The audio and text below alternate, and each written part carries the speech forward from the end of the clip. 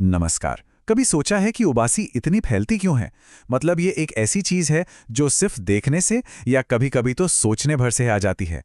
आज हम इसी आम सी लेकिन काफी रहस्यमयी आदत के पीछे की कहानी जानेंगे। तो सवाल यही है, आखिर क्यों?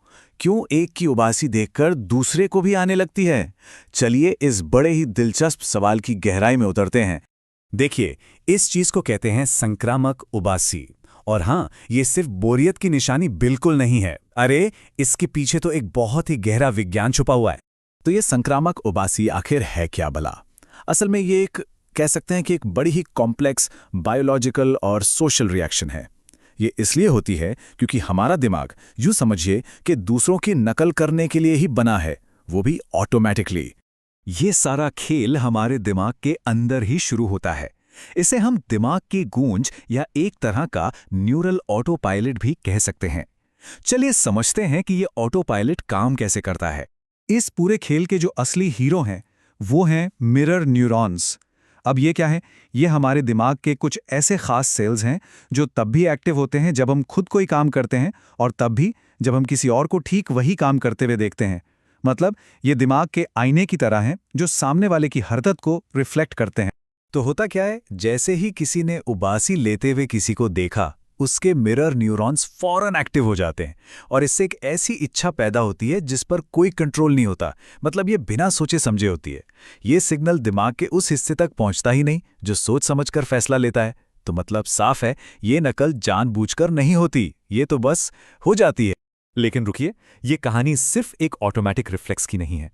उबासी का एक बहुत गहरा कनेक्शन है सहानुभूति से, जिसे हम एम्पैथी कहते हैं। जी हाँ, ये असल में सोशल इंटेलिजेंस का एक साइन है। रिसर्च से इस कनेक्शन के बारे में बहुत कुछ पता चलता है। जैसे कि ये आदत करीब 4 साल की उम्र में अपने पीक पर होती है, ठीक उसी वक्त जब बच्चों में एम्पैथी डेवलप हो रही होती है।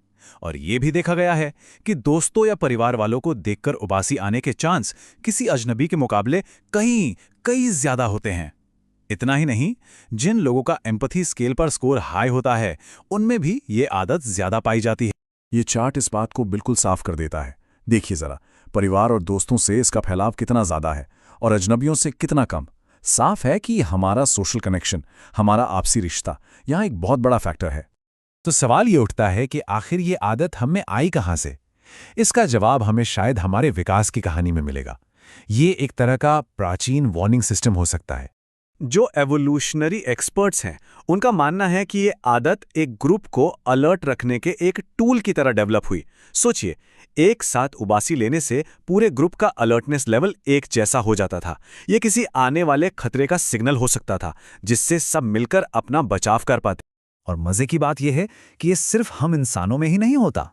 संक्रामक उबासी चिंपैंजी, बोनोबो, कुत्ते, भेड़िए और तो और हाथियों में भी देखी गई है। ये इस बात का पक्का सबूत है कि ये आदत कितनी पुरानी और कितनी बेसिक है। लेकिन कहानी यहीं खत्म नहीं होती। बात सिर्फ किसी को उबासी लेते देखने तक ही सीमित नहीं है।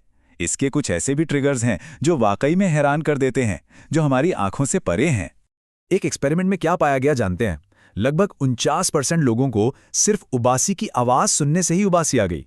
मतलब किसी को देखने की जरूरत ही नहीं पड़ी, सिर्फ आवाज ही काफी थी। है ना कमाल की बात? इसके अलावा भी कुछ बड़े अजीब फैक्टर्स हैं, जैसे कि ठंडा मौसम इस आदत को बढ़ा सकता है, शायद दिमाग को कूल डाउन रखने के लिए। मेंटल स्ट्रेस भी इस इच्छा को बढ़ा सकता है। लेकिन हैरानी की बात यह है कि फिजिकल स्ट्रेस इसे कम कर सकता है। कितना अजीब है ना? तो इस पूरी बातचीत का सार क्या है? वो इस एक लाइन में छिपा है कि कैसे एक मामूली सी मुंह फैलाने वाली हरकत सोशल बॉन्डिंग और जिंदा रहने के लिए एक बहुत ही सोफिस्टिकेटेड टूल में बदल जाती है। ये सिर्फ एक उबासी नहीं, ये एक कनेक्शन है। तो अगली बार जब किसी और की उबासी पकड़ में आए, तो एक पल रुककर सोचिएगा जरूर कि दिमाग असल में क्या बताने की कोशिश कर रहा है। शायद वो बस इतना कह रहा हो कि हम एक दूसरे से जुड़े हुए हैं।